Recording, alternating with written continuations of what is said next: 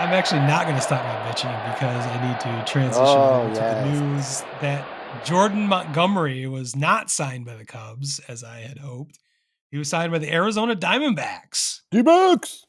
It's it's interesting because he obviously was the World Series winning pitcher for the winning World Series pitcher for the Texas Rangers going against those Arizona Diamondbacks. So he's facing the enemy right away.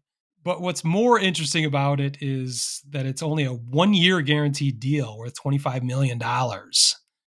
Somebody, I think it was The Athletic, of course, pointed out the Angels' Robert Stevenson has more guaranteed money on his contract, and I had to look him up.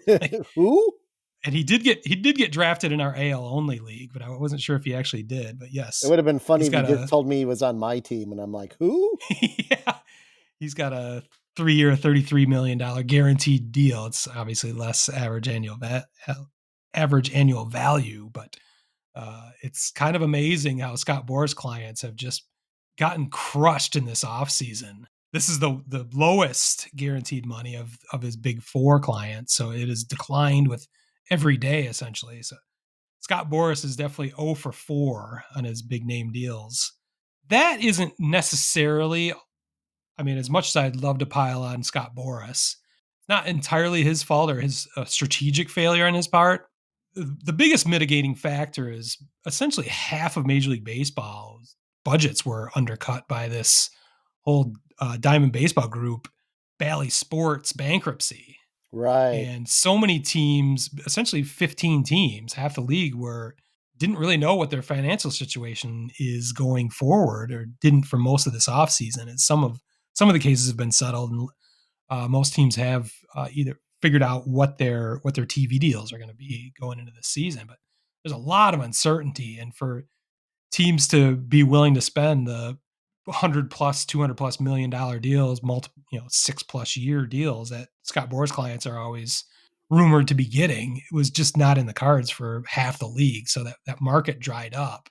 Now, whether Scott Boras should have anticipated that is another thing, and maybe got his client signed earlier. But I guess we can still do a victory lap over Scott Boras. But the contract is actually really interesting. It's only the 1 year guaranteed for 25 million, but there are vesting options for a second year. Like if he merely starts 10 games this year, he automatically gets $20 million next year in a deal if he wants it.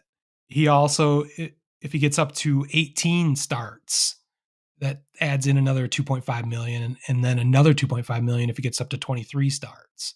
So those are very attainable goals to get another $25 million. So Yeah, totally. but it's still a total loss. And when you consider Scott Boras's perspective, again, it's a win for the player.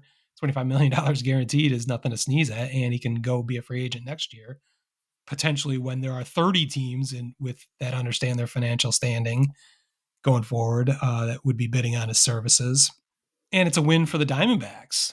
They get a World Series winning pitcher in their World Series roster. So they've built an interesting squad over there. We might get into them a little bit as we get into Nostradamus predictions, but I'm curious to see what your thoughts are on those D-backs. But that's all I've got for. I'm closing the book now on Jordan Montgomery, as I have been hoping that the Cubs might sign him. We'll get into the Cubs rotation and my Cubs predictions Hope is a coming up dangerous thing, shortly, which, Smitty. yeah, I know it. Yeah.